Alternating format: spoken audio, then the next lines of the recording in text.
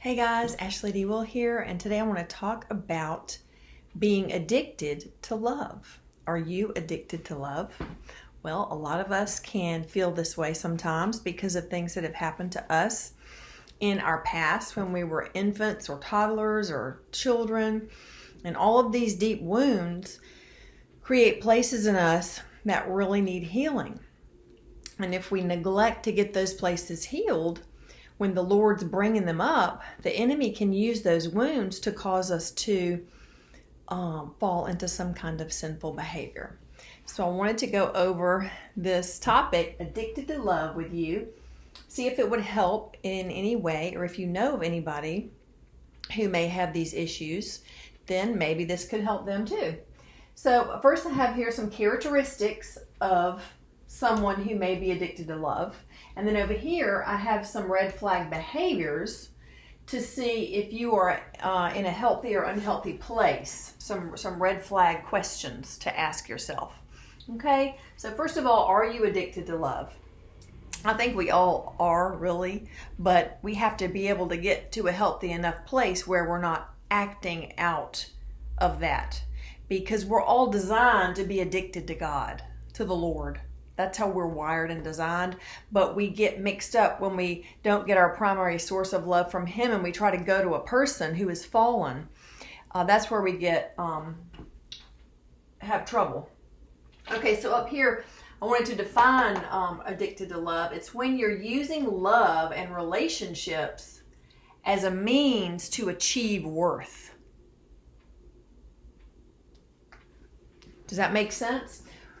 Being addicted to love is when you're using love and relationships as a means to to get your own worth from it. Instead of getting your worth from the Lord Jesus Christ and who He says you are and what He has done to buy you back, you are going to a person or different people to somehow find that worth in another person. And you can try and do this millions of times, but it won't work. Why? Because God did not design us that way. We're designed to get our worth from Him. He's the only one that can decide who's worthy and who's not, because He's the creator and we're the created being. So we can only get our worth from Him, and other people, if they're filled up with Him, can help us to feel connected and loved, but they can't be our ultimate source of getting our worth. Does that make sense?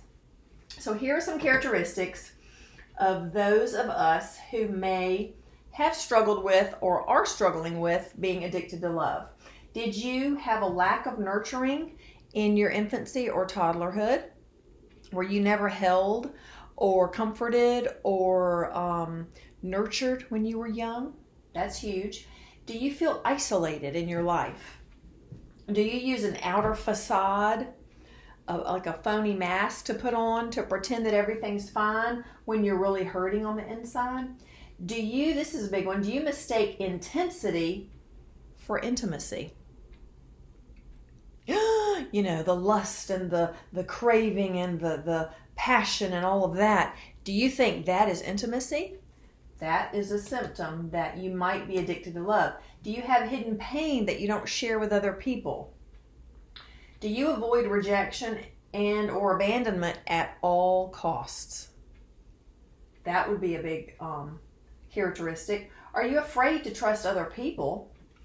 Do you carry a repressed type of inner rage that you're not willing to deal with? And that could relate to not being nurtured or not being cared for or being violated when you were younger. Do you struggle with depression?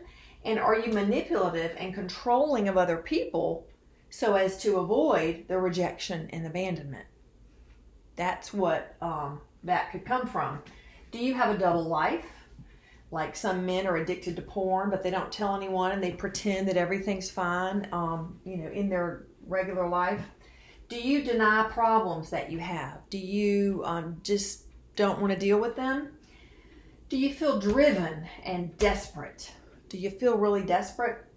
Do you have a sense of worthlessness? Do you Are you drawn to high risk behavior, or are you having more and more of a tolerance for high risk behaviors? Do you see attraction and sex as a basic human need like food and water? And are you starting to define your wants as needs? Those are some characteristics of people who may be struggling with being addicted to love. Now, here are some red flag behaviors that we can ask red flag behaviors, questions to reveal the behavior, to ask if this behavior I'm doing is healthy, or is it leaning toward healthy, or is it leaning toward addictive?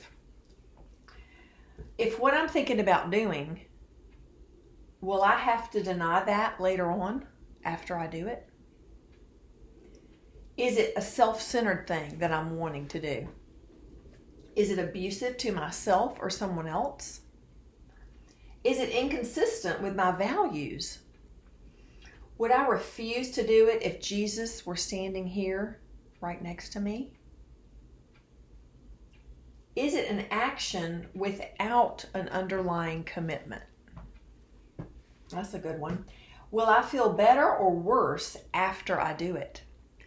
And if it's with another person, will they feel better or worse after you do it? And if there are other people that would be affected by that, would they feel better or worse after you did it?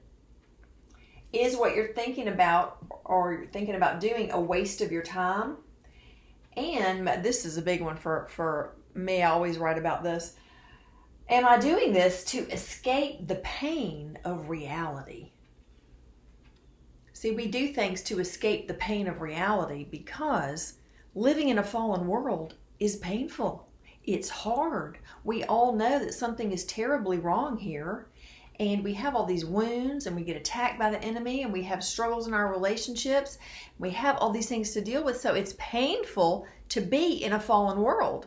And if you can't accept that pain and deal with it and journal about it or go to a therapist and get help with it, then there's going to be this nagging tendency for you to jump and escape in some type of shopping addiction or sex addiction or food addiction or media addiction, or fill in the blank. There are so many addictions today. We could just list them all day long. So these are some of the ideas that have to do with being addicted to love. And so, but the goal in all of this is you don't want to, I made a little diagram down here. You don't want to go off and be a hermit and go live in the mountains by yourself, but you're trying not to be an addict. So you don't want to shoot for either one of those things. You don't want to be an addict and you don't want to be a hermit, but you want to move toward healthy behavior. Slowly over time, allow yourself to aim toward healthy behavior and get help for the places in you that are having a temper tantrum that don't want to be healthy. We all have those. So the goal is to keep relationships. You don't want to move off in the mountains and be a hermit. You want to keep your relationships, but you want to learn the difference between healthy and unhealthy relationships. And the goal here, I put a little scale, is to have balance in your relationships. You know, you may go off a little on this side today and a little on this side tomorrow, but you're always kind of coming back toward the center and staying in a healthy place. Okay, so we all have issues. We're all dealing with stuff. So this is just a little reminder about being addicted to love and relationships. If you're trying to get your worth from that, the enemy is kind of using you and causing you to waste your time. And he can use you to cause damage to yourself and other people if you're trying to get worth from another person, because another person doesn't have that to give you. They really don't. They can be filled with the Spirit and give you some good things, but ultimately they're just a person. And so we want to go to God to get our love and our worth and our acceptance and everything, because we're designed to be addicted to God. That's how he wired us, and that's why it works. The vertical works. First, we get grounded in that, and then we can move out into the horizontal and have easier balance. So focus on the Lord and get your grounding in the vertical with Him. And the more you do that, the more these, imbalances will naturally balance out. Okay, I hope this is helpful, and you guys have a great day.